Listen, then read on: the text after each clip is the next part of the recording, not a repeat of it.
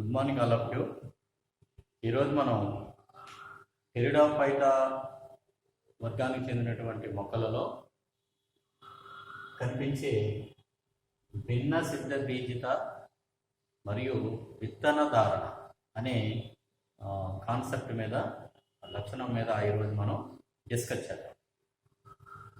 భిన్న సిద్ధ బీజిత విత్తన ధారణ, దీన్ని మన ఇంగ్లీష్లో heterospory and seed habit, heterospory and seed habit గురించి ఈరోజు మనం డిస్కస్ చేస్తాం.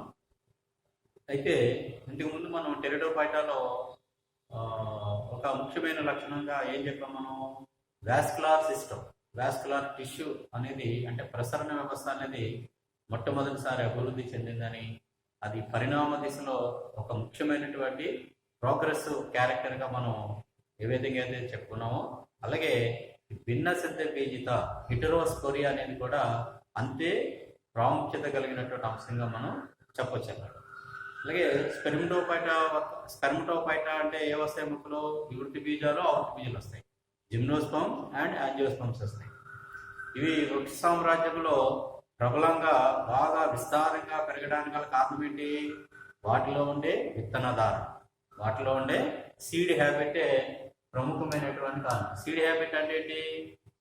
మొక్కలు విత్తనాలను ఏర్పరచుకొని విత్తనాలను ఉత్పత్తి చేసి తద్వారా తమ సంతానాన్ని వ్యాప్తి చెందించడం. విత్తనాల ద్వారా మొక్కలు త్వరితగతిన సక్సెస్ఫుల్గా వాటి యొక్క జనరేషన్ని కంటిన్యూ చేయడానికి సీడ్స్ అనేవి, విత్తనాలు అనేవి చాలా ప్రముఖమైనటువంటి పాత్ర వహిస్తాయి. ఆ లక్షణం వీటిలో వచ్చింది. స్పెర్మటోఫైటా వర్గానికి చెందినటువంటి వివృతి బీజాలు, ఆవృతి బీజాలు అంటే బాగా అభివృద్ధి చెందినటువంటి మొక్కలు అనమాట. స్పెర్మటోఫైటా వర్గానికి చెందినటువంటి మొక్కలు అంటే, స్పెర్మటోఫైటా అంటే విత్తనాలు కలిగినటువంటి మొక్కలు అన్నమాట. ఆ విత్తనాలు కలిగినటువంటి మొక్కలు బాగా అభివృద్ధి చెందాయి. ఎందుకంటున్నాం? ఇప్పుడు ప్రపంచంలో భూగోళం మొత్తం మీద ఎక్కువగా ఏ మొక్కలు విస్తారంగా వ్యాప్తి చెంది ఉన్నాయి? ఆవృతి బీజ మొక్కలు విస్తారంగా వ్యాప్తి చెంది. దానికి కారణం ఏంటి?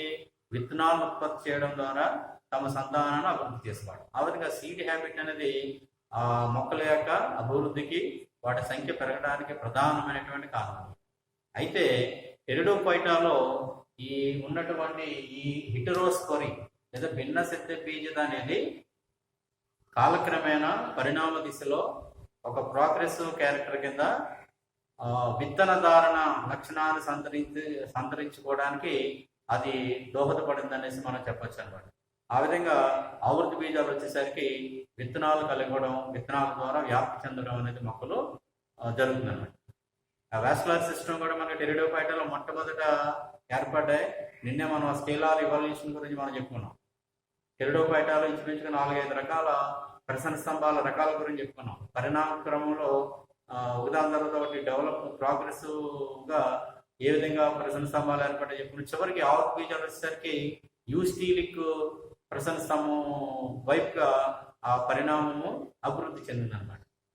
అంటే అభివృద్ధి చెందినటువంటి ఆవృతి బీజ మొక్కల్లో మనం యూస్టీలిక్ వాస్కులార్ సిస్టమ్ కలవడం అనేది మనం అబ్జర్వ్ చేస్తాం. అదేవిధంగా ఇక్కడ హెటెరోస్పోరీ అనే లక్షణం మనకి టెరిడోఫైటాలో కనిపిస్తుంది. ఈ లక్షణమే పరిణామ క్రమంలో ఆవృతి బీజాలు వచ్చేసరికి అదొక సీడ్ హ్యాబిట్ కింద మార్పు చెందిందన్నమాట. అయితే ఇప్పుడు దీని గురించి కొంచెం డీటెయిల్గా మనం డిస్కస్ చేద్దాం. దీంట్లో సమసిద్ధ బీజయుతాలు అంటే హోమోస్పోరస్ అంటారు. అంటే ఏంటి? ఒకే మొక్కలో, ఒకే సిద్ధ బీజ మొక్కలో ఉత్పత్తి అయ్యే అన్ని రకాల సిద్ధ బీజాలు పరిణామంలో కానీ, అలాగే వాటి యొక్క లక్షణాలు విషయంలో కానీ, వాటి యొక్క ప్రవృత్తిలో కానీ ఒకే రకంగా ఉంటే, వాటి యొక్క షేప్ అండ్ స్ట్రక్చర్లో కానీ, వాటి యొక్క ప్రవృత్తిలో కానీ ఒకే రకంగా ఉంటే, సమానమైనటువంటి సైజులో కనుక ఉంటే, అలాంటి సిద్ధ బీజాలు ఏమంటారంటే సమసిద్ధ బీజయుతాలు, సమసిద్ధ బీజాలు అంటారు. దాన్ని మనం హోమోస్పోరస్ కండిషన్ అంటాం. ఇలాంటి సిద్ధ బీజాలు మనకి ఏ మొక్కల్లో చూస్తాం? మనం లైకోపోడియం అండ్ ఈక్విసిటంలో చూస్తాం. ఈ మొక్కల్లో ఉత్పత్తి అయ్యే అన్ని రకాల సిద్ధ బీజాలు ఒకే సైజులో ఉంటాయి, ఒకే పరిమాణంలో ఉంటాయి, ఒకే లక్షణాన్ని ప్రదర్శిస్తాయి. దాన్ని హోమోస్పోరస్ కండిషన్ అంటాం. రెండోది ఏంటి? భిన్న సిద్ధ బీజయుతాలు, భిన్న సిద్ధ బీజయుతాలు లేదా హెటెరోస్పోరస్ కండిషన్. అంటే ఆ మొక్కలో ఉత్పత్తి అయ్యే సిద్ధి బీజాలు 2 సైజులలో ఉంటాయి. పరిమాణంలో 2 సైజుల్లో ఉంటాయి. అలాగే అవి బిహేవ్ చేసే క్యారెక్టర్స్ కూడా, వాటి యొక్క ప్రవృత్తి కూడా వేరువేరుగా ఉంటుంది. అలాంటి 2 పరిమాణాలలో, 2 సైజులలో, విభిన్నమైనటువంటి రూపాలలో ఉత్పత్తి అయ్యే సిద్ధి బీజాలు ఒకే మొక్కలో ఉంటాయి కనుక అలాంటి మొక్కలు ఏమంటే మనం భిన్న సిద్ధ బీజయుతాలు లేదా హెటెరోస్పోరస్ ప్లాంట్స్ అనేసి మనం చెప్తాము. అంటే కొన్ని సిద్ధి బీజాలు చిన్నవిగా ఉంటాయి, మరి కొన్ని సిద్ధి బీజాలు సైజులో చాలా పెద్దగా ఉంటాయి. ఆ విధంగా ఇలాంటి హెటెరోస్పోరస్ కండిషన్ ఏ మొక్కల్లో కనిపిస్తుంది? మనకి సెలాజినాలలో కనిపిస్తుంది, అలాగే మార్సిలియాలో కనిపిస్తుంది. ఎక్కువగా మనం ఈ హెటెరోస్పోరీ సిటీ హ్యాబిట్ లో సెలాజినాలాని దృష్టిలో పెట్టుకుని మనం ఈ డిస్కషన్ అంతా మనం చేస్తాం. తర్వాత ఈ భిన్న సిద్ధి బీజిత ఎలా ఆవిర్భవించింది? Origin of heterospory. అసలు హెటెరోస్పోరీ టెరిడోఫైటా మొక్కలలో ఏర్పడడానికి ఏ విషయాలు కారణమై ఉండొచ్చు అనేది మనం ఇప్పుడు డిస్కస్ చేద్దాం. దీంట్లో యాక్చువల్గా ఈ వేరియో బొటానికల్ ఎక్స్పెరిమెంటల్స్ అండ్ డెవలప్మెంటల్ ఆస్పెక్ట్స్ని దృష్టిలో పెట్టుకుంటే, అంటే పురాజీవ శాస్త్ర ప్రయోగాలు ఫలితము మరియు వాటి యొక్క అభివృద్ధి దశలను దృష్టిలో పెట్టుకున్న ఎవిడెన్సెస్ లేదా నిదర్శనాలు మనం పరిశీలించి చూసినట్లయితే కొంతమంది శాస్త్రవాదులు ఏం చెప్పారంటే ఈ భిన్న సిద్ధి బీజిత ఏర్పడడానికి గల కారణం ఏంటంటే వాళ్ళు ఏం తెలిసారంటే ఏర్పడినటువంటి సిద్ధి బీజాలలో కొన్ని క్షీణించడం వల్ల, కొన్ని అంతరించడం వల్ల, కొన్ని క్షీణ దశకు చేరుకోవడం వల్లే ఈ భిన్న సిద్ధి బీజితకు ప్రధానమైనటువంటి మూల కారణంగా వాళ్ళు చెప్పుకొచ్చారు. ఏర్పడినటువంటి అన్ని సిద్ధి బీజాలు ఫలవంతంగా ఉండకుండా కొన్ని సిద్ధి బీజాలు క్షీణించడం, సరిగా అభివృద్ధి చెందకపోవడం, ఇలాంటి లక్షణాలు ఈ భిన్న సిద్ధి బీజితకు దారి తీసాయనేసి కొంతమంది శాస్త్రవేత్తల యొక్క అభిప్రాయం. అలాగే కొంతమంది సైంటిస్ట్, ముఖ్యంగా గోబెల్ అనే సైంటిస్ట్ 1891లో ఆయన ఏమి చెప్పాడంటే కొన్ని పరిశోధనల ఫలితంగా పోషణ విషయం అనేది, అంటే న్యూట్రిషన్ కండిషన్ లేదా పోషణ అనేది ఈ భిన్న సిద్ధి బీజితకు దారి తీస్తుంది అనేసి ఆయన కొన్ని ప్రయోగాలు పూర్వకంగా ఆయన వెల్లడి చేశాడు. ఆయన చేసిన ప్రయోగాలు ఏ మొక్క మీద చేశాడంటే సెలాజినెల్లా మొక్క మీద చేశాడు. సెలాజినెల్లా మొక్కను ఏం చేశాడంటే ఆయన మొక్కను అంటే కాంతి తీక్షణత సరిగా లేనటువంటి, అంటే దుర్బల కాంతి కలిగినటువంటి, అంటే ఫీబుల్ ఇల్యూమినేషన్, దాన్ని ఏమంటాం మనం ఫీబుల్ ఇల్యూమినేషన్ అంటారు. అంటే కిరణజన్య సమీక్రియ జరగడానికి అవసరమైనటువంటి కాంతి ఏదైతే పెర్ఫెక్ట్గా ఉండే కాంతి అందించకుండా ఫీబుల్ ఇల్యూమినేషన్ ఎక్స్పోజ్ చేయడం ద్వారా ఆ మొక్క మీద దుర్బల కాంతిని ఆ మొక్క మీద ఎక్స్పోజ్ చేసి ఆయన ప్రయోగం చేశారు. ఆ విధంగా ఆ కాంతి ఎప్పుడైతే ఆ మొక్క మీద ఎక్స్పోజ్ చేశారో అది కిరణజన్య సమీక్రియ అంత ఎఫెక్టివ్గా జరగకపోవడం వల్ల, ఆహారం తక్కువగా తయారవడం వల్ల కొన్ని కేవలము సూక్ష్మ సిద్ధి బీజాశయాలు కలిగినటువంటి సంకులను మాత్రం ఉత్పత్తి చేస్తున్నారు. కేవలము సూక్ష్మ సిద్ధి బీజాశయాలు కలిగినటువంటి సంకులను మాత్రం ఉత్పత్తి చేసినట్టు. ఆ విధంగా ఇంకా స్థూల సిద్ధి బీజాలు ఉత్పత్తి కాదు. అంటే అక్కడ ఏమైంది, అక్కడ కిరణజన్య సమీకరణ జరగకపోవడం వల్ల, పోషణలో వాటికి ఇబ్బంది రావడం వల్ల, పోషణ సరిగా అందకపోవడం వల్ల ఆ సిద్ధి బీజాల ఉత్పత్తి మీద కూడా అది ప్రభావం చూపించింది. అలాగే ఇంకొక సైంటిస్ట్ ఏం చేశాడంటే ఈ సెలాజినెల్లా మొక్కకు పదే పదే చల్లని నీళ్లతో తడుపుతూ క్రమేణా కంటిన్యూస్గా తడపడం వల్ల ఆ మొక్క యొక్క టెంపరేచర్ని కాలక్రమేణా తగ్గించడం వల్ల చివరికి ఆ సెలాజినెల్లా మొక్క ఉత్పత్తి చేసే సిద్ధి బీజాలలో చాలా వరకు స్థూల సిద్ధి బీజాలు, సూక్ష్మ సిద్ధి బీజాలు కొన్ని, అలాగే స్థూల సిద్ధి బీజాలన్నీ కూడా చనిపోయాయి. ఇంకా అవి ఉత్పత్తి కాకుండా ఆగిపోయాయి.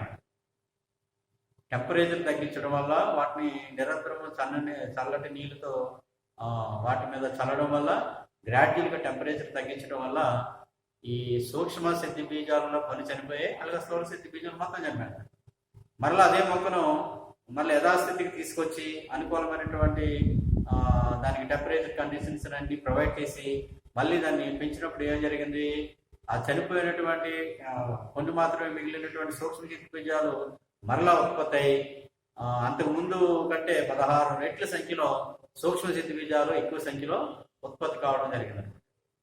ఈ విధంగా పోషణ అనేది లేదా కొన్ని వాతావరణ కారకాలు అనేవి ఈ భిన్న సిద్ధి బీజలకు మూల కారణంగా ఉండొచ్చు అనేసి కొంతమంది శాస్త్రవేత్తలు అభిప్రాయపడ్డారు. అలాగే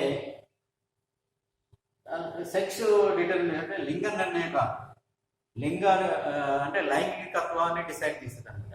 లైంగిక నిర్ణయక ఇప్పుడు సమసిద్ధి బీజాలు అంటే ఏంటి? రెండు సమానమైనటువంటి సిద్ధి బీజాలు సమసిద్ధి బీజాలు అంటే. ఈ సమసిద్ధి బీజాలు ఉత్పత్తి అయిన తర్వాత దీంట్లో మనకి లైఫ్ కోడింగ్లోను ఈక్విజిటివ్లోను ఉత్పత్తి అయినటువంటి సమసిద్ధి బీజాలు హోమోస్పారస్ స్పోర్స్ ఉత్పత్తి అయ్యి అవి ఏం చేస్తాయి? సంయోగ బీజాలు ఇస్తాయి. ఆ సిద్ధి బీజాలు ఉత్పత్తి అంకురించి ఏం చేస్తాయి? సంయోగ బీజాలు ఇస్తాయి. అలాంటి సంయోగ బీజాలు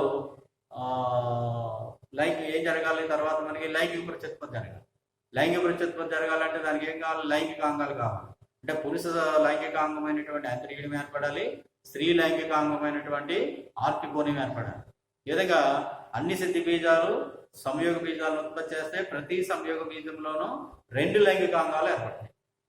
మేల్ గ్యామ్టోఫైట్, ఫిమేల్ గ్యామ్టోఫైట్ ఏర్పడుతుంది. మేల్ గ్యామ్టోఫైట్లో యాంత్రిడియం ఏర్పడుతుంది. ఫిమేల్ గ్యామ్టోఫైట్లో ఆర్కికోనియం అనేది ఏర్పడుతుంది. స్త్రీ బీజాశయమైనటువంటి ఆర్కికోనియం ఏర్పడుతుంది. అది సమసిద్ధి బీజాలలో మనకి కనిపిస్తుంది. కానీ భిన్న సిద్ధి బీజాలలో మనకి ఆ పరిస్థితి ఉండదు. భిన్న సిద్ధి బీజాలు అంటే ఏంటి? సూక్ష్మ సిద్ధి బీజాలు, స్థూల సిద్ధి బీజాలు అని 2 రకాలు. సూక్ష్మ సిద్ధి బీజాలు మొలకెత్తి పురుష సంయోగ బీజాన్ని ఉత్పత్తి చేస్తుంది. స్థూల సిద్ధి బీజాలు మొలకెత్తి స్త్రీ సంయోగ బీజాన్ని ఉత్పత్తి చేస్తుంది. సూక్ష్మ సిద్ధి బీజాలు అంటే మైక్రోస్పోర్స్ అంకురించి జెర్మినేట్ అయ్యి మనకి మేల్ గ్యామ్టోఫైట్ని ప్రొడ్యూస్ చేస్తుంది.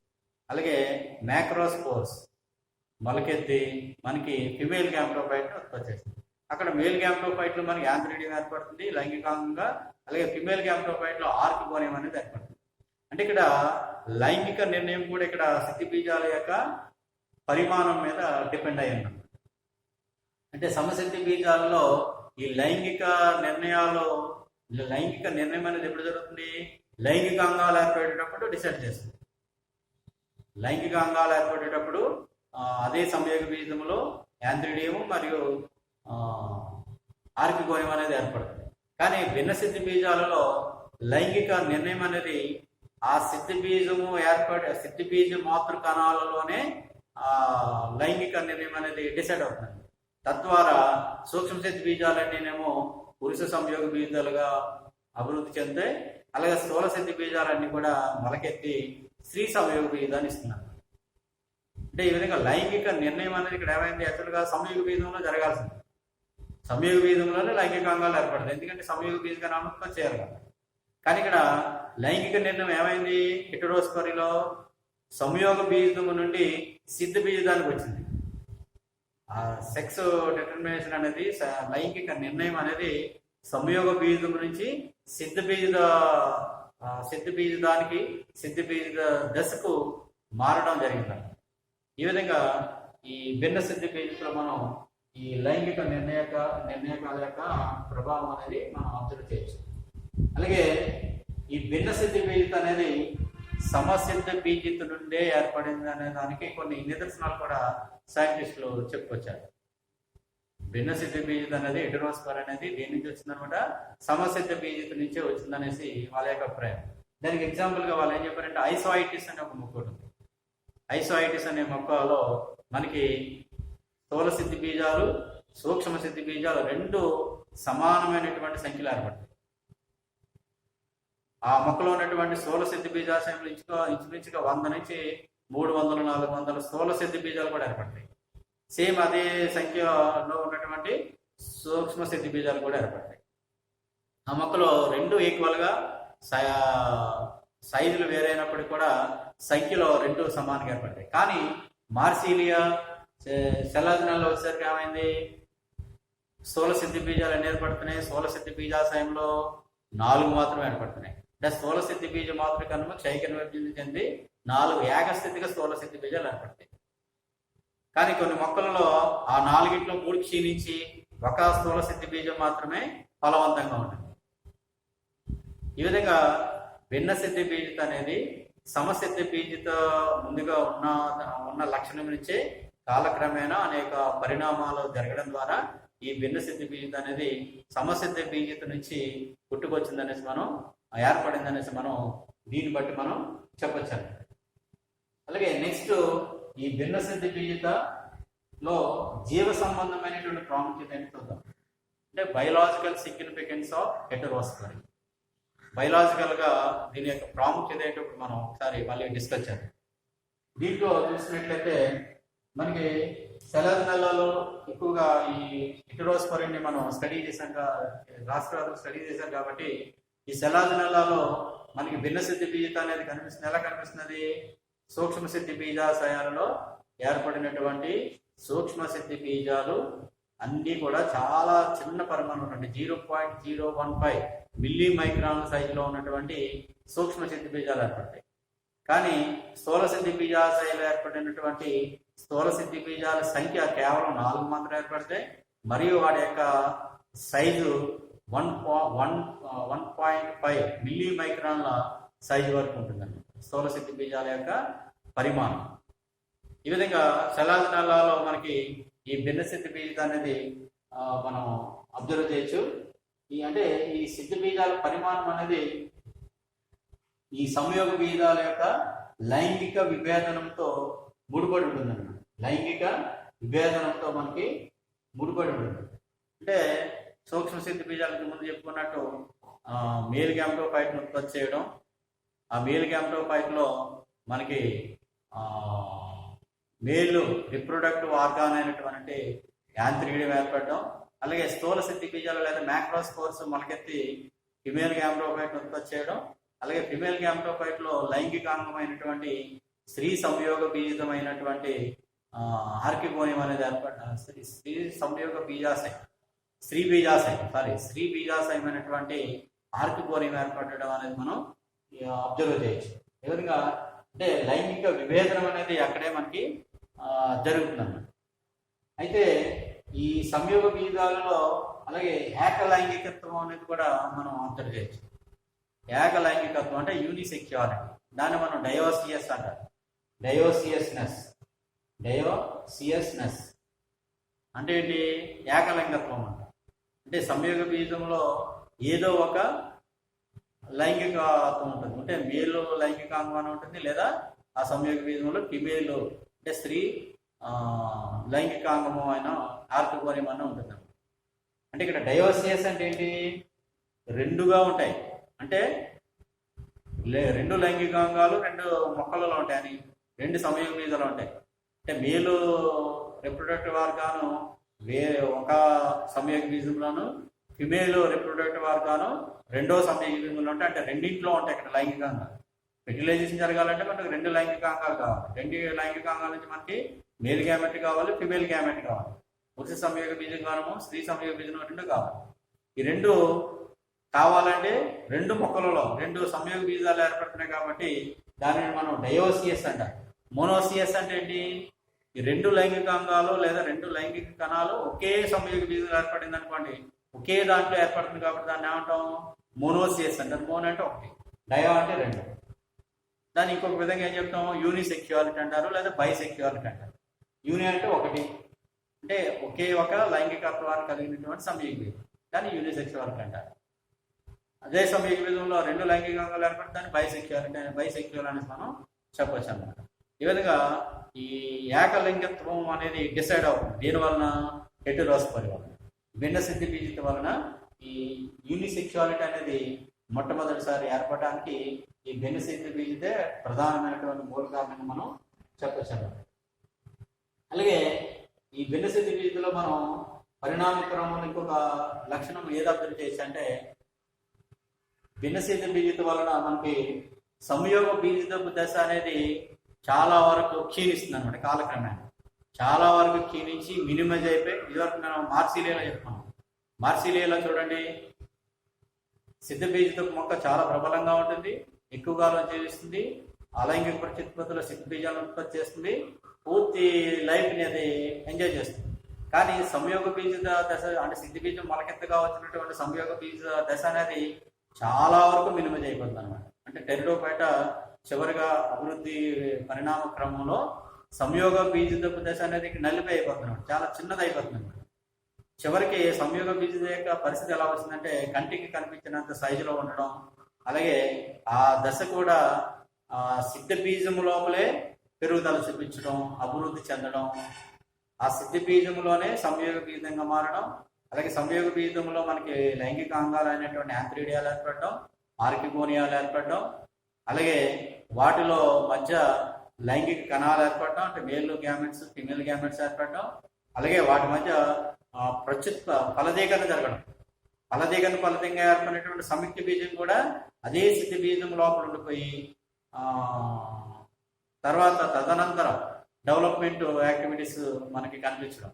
అంటే పిండాభివృద్ధి జరిగే పిండాభివృద్ధి నుంచి ఒక మొక్క రూపాన్ని సంతరించుకునే వరకు కూడా ఇంచుమించుగా సిద్ధ బీజంలోనే ఒక దాని మీదే డిపెండ్ అవుతూ సిద్ధ బీజం లోపలే ఇది అభివృద్ధి చెందుతుందంట. అలాంటి అభివృద్ధిని మనం ఏమంటాం, ఎండోస్పోరిక్ అంట. ఎండోస్పోరిక్ అంటే సంయోగ బీజం అనే సిద్ధ బీజం లోపల కవచంలో ఉండిపోయి బయటపడకుండా అక్కడే అన్ని డెవలప్మెంట్ క్యారెక్టర్స్ మనం అబ్జర్వ్ చేసినట్లయితే అలాంటి పరిస్థితి ఏమంటాం మనం, ఎండోస్పోరిక్ జనరేషన్ అంటారు. లేదా అలా కాకుండా సిద్ధ బీజం యొక్క కవచం పగలి బయటకు వచ్చి సంయోగ బీజం అభివృద్ధి చెందినది ఎక్సోస్పోరిక్ మనం చెప్తాం. అలాగే చివరికి ఫలదీకరణ అనంతరము సంయుక్త బీజము అభివృద్ధి చెంది పిండాభివృద్ధి కూడా జరిగి పిండాభివృద్ధి నుంచి కూడా లేత మూలతంతువులు, లేత కాండము, లేత పత్రం ఏర్పడే స్థితి వరకు కూడా సిద్ధ బీజము లోపలే జరుగుతుంది. కాబట్టి ఈ కండిషన్ మనకు దేన్ని చూపిస్తుందంటే ఆవృత్తి బీజాలలో జరిగే వివిప్యారీని చూపిస్తుంది. వివిప్యారీ అంటే ఏంటి, మొక్క మీద అంటే పిల్లల్ని కనడం అన్నమాట. యాక్చువల్గా పిల్లల్ని కనడం అనేది జంతు లక్షణం. ఒక జంతువు పూర్తిగా అభివృద్ధి చెందినటువంటి జీవిని తన శరీరంలోనే అభివృద్ధి చెంది బయటికి విడుదల చేయడాన్ని మనం వివిప్యారీగా మనం చెప్తాం. అదే జీవి యొక్క దేహంలో పూర్తిగా ఎదిగినటువంటి జీవిని ఏర్పరచడాన్ని మనం వివిప్యారీగా మనం చెప్తాం. సాధారణంగా కొన్ని ఆవృత్తి బీజ మొక్కలు రైజోపర్ అనే ఈ మ్యాంగ్రోవ్ ప్లాంట్లో మనకు అలాంటి పరిస్థితి కనిపిస్తుంది. రైజోపరాలో మనకి మొక్కల మీదే ఫలదీకరణ జరిగిన తర్వాత మనకి పిండం అభివృద్ధి చెందిన తర్వాత ఆ విత్తనం లోపల ఉండగానే మొక్క మీద మొక్కలు పుట్టుకొచ్చేస్తాయి. ఆ విత్తనాల నుంచే మొక్కలు ఏర్పడి పూర్తి స్థాయిలో మొక్కలన్నీ ఏర్పడి ఇంకా విత్తనాలు కనిపించడం, ఇంకా విత్తనాలు రాలడం మళ్ళీ విత్తనం నేలను చేరడం, అది మొలకెత్తడం లేకుండా ఆ పిండాభివృద్ధి జరిగిన తర్వాత ఇమీడియట్గా దాని నుంచి మనకి లేత మొక్కలు, లేత వేళ్ళు, లేత కాండం, లేత పత్రాలతో కూడినటువంటి చిన్న చిన్న మొక్కలు కూడా మొగ్గలలాగా ఆ రైజోఫార్ అనే మొక్కలు మనం స్పష్టంగా చూడతాం. లేదా ఇక్కడ ఏమైందనమాట, ఆ మొక్క పిల్ల మొక్కలను ఉత్పత్తి చేసినట్టు వస్తున్నాయి, విత్తనాలను ఉత్పత్తి చేసినట్టు లేదా. విత్తనాలను ఉత్పత్తి చేయడం, విత్తనాలు ఆ మొక్క నుంచి విడిపడడం, నేల మీద పడడం, అనుకూలించిన తర్వాత మొలకెత్తడం, దాని నుంచి మొక్క రావడం కాకుండా మొక్క మీద మొక్క ఏర్పడడం, దీన్నే మనం వివిప్యారీ అనే లక్షణంగా చెప్తాం ఆవృత్తి బీజాలు కొన్ని మొక్కలు. కానీ ఈ భిన్న సిద్ధ బీజత కలిగినటువంటి టెరిడోఫైటా మొక్కలలోనే ఆ సంయోగ బీజం యొక్క అభివృద్ధి, పిండాభివృద్ధి పూర్తి స్థాయిలో జరిగి ఒక చిన్న లేత సిద్ధ బీజ మొక్క కనిపించడం అనేది అక్కడ సిద్ధ బీజ కవచము లోపలే జరుగుతుంది అంతగా. ఆ విధంగా దాన్ని వివిప్యారీని పోలినటువంటి లక్షణంగా మనం దాన్ని కంపేర్ చేసి చెప్పచ్చు. తర్వాత ఈ విత్తన కారణ దిశగా శలాజనలాల వల్ల అనుకూల లక్షణాలు అంటే శలాజనల నుంచే పరిణామం బాగా జరిగి తర్వాత ఉన్నటువంటి వివృతి బీజాలను, ఆవృత్తి బీజాలను ఈ విత్తన ధారణ అనే లక్షణం బలపడిందని చెప్పడానికి కొన్ని సారూప్యత లేదా సిమిలారిటీ క్యారెక్టర్స్ మనం ఇక్కడ అబ్జర్వ్ చేద్దామండి. శలాజనలాలు మనకి స్థూల సిద్ధి బీజాశయం అని చెప్తాం. స్థూల సిద్ధి బీజాశయం అని చెప్తాం అంటే స్థూల సిద్ధి బీజాలను ఉత్పత్తి చేసే దాన్ని ఏమంటాం మనం, స్థూల సిద్ధి బీజాశయం మనం టెరిడోఫైటా అని చెప్తాం. కానీ అదే వివృతి బీజాలను చూస్తే అన్నంలో ఉన్నటువంటి అన్నాంత కణజాలంగా దానికి సమానంగా మనం భావించాలి. వివృతి బీజాలు, ఆవృత్తి బీజాలకు అండం ఉంటుంది, దాంట్లో అన్నాంత కణజాలం ఉంటుంది. ఆ అన్నాంత కణజాలం టెరిడోఫైటాలకి దీనికి సమానం స్థూల సిద్ధి బీజాశయంతో ఎందుకంటే స్థూల సిద్ధి బీజాశయంలో స్థూల సిద్ధి బీజాలు ఏర్పడతాయి, మెగాస్పోర్స్ ఏర్పడతాయి. ఇక్కడ మెగాస్పోర్ వృద్ధి బీజాలను ఆవృత్తి బీజాలను ఎక్కడ ఏర్పడతాయి? అండాంగంజాలంలో ఏర్పడతాయి, అంటే న్యూ సెల్లెస్లో ఏర్పడతాయి.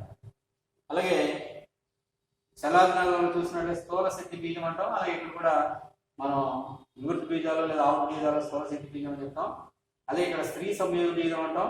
ఇక్కడ మనం స్త్రీ సంయోగ బీజాన్ని ఏం చెప్తామంటే అంకురచదం అంటాం. ఆ న్యూ సెల్లెస్ లో అండాంత కణజాలంలో ఫర్దర్ గా అభివృద్ధి చెందిన తర్వాత ఫిమేల్ గ్యామ్టోఫైట్ బాగా అభివృద్ధి చెందిన తర్వాత మనకి స్త్రీ సంయోగ బీజం అనేది ఏర్పడుతుంది. దాన్ని మనం ఏమంటాం ఇక్కడ అంకురచదం అంటాం. అంకురచదంలోనే స్త్రీ సంయోగ బీజకణం అనేది ఏర్పడుతుంది. అలాగే ఇక్కడ మనం స్త్రీ బీజం అంటాం, ఇక్కడ కూడా మనం స్త్రీ బీజం అంటే ఫిమేల్ గ్యామెట్, అక్కడ కూడా ఫిమేల్ గ్యామెట్ అంటాం. ఈ విధంగా పరిణామ క్రమంలో టెరిడోఫైటాలో మొట్టమొదటిసారి ఏర్పడినటువంటి భిన్న సిద్ధి బీజం అనేది కాలక్రమేణా ప్రోగ్రెస్ క్యారెక్టర్స్ కింద అభివృద్ధి చెందుతూ అనేక మార్పులకు లోనై చివరికి అది ఆవృత్తి బీజాలు వివృతి బీజాలు వచ్చేసరికి విత్తన ధారణ అనే ఒక ముఖ్యమైనటువంటి లక్షణంగా మార్పు చెందడానికి దోహదపడింది. ఆ విధంగా విత్తన ధారణ అనే పరిస్థితి ఆవృత్తి బీజాలు వివృతి బీజాల్లో రావడం వల్లే ఆ మొక్కలు చాలా విపరీతంగా సీడ్ డిస్పర్సల్ జరిగి విత్తనాలు అన్ని వైపులకి అనుకూలమైన ప్రదేశాలకి విస్తరించడం, అవి మొలకెత్తి తమ సంతానాన్ని పర్ఫెక్ట్ గా కంటిన్యూ చేయడం వల్ల ఈ రోజు భూగోళం అంతా కూడా ఈ ఆవృత్తి బీజాల మొక్కలతో నిండిపోయి ఉన్నారు. ఈ విధంగా ఇటురోస్పర్ అనేది సీడ్ హ్యాబిట్ కి దారి తీస్తుందనేసి మనం దీన్ని బట్టి చెప్పచ్చు. Okay, thank you.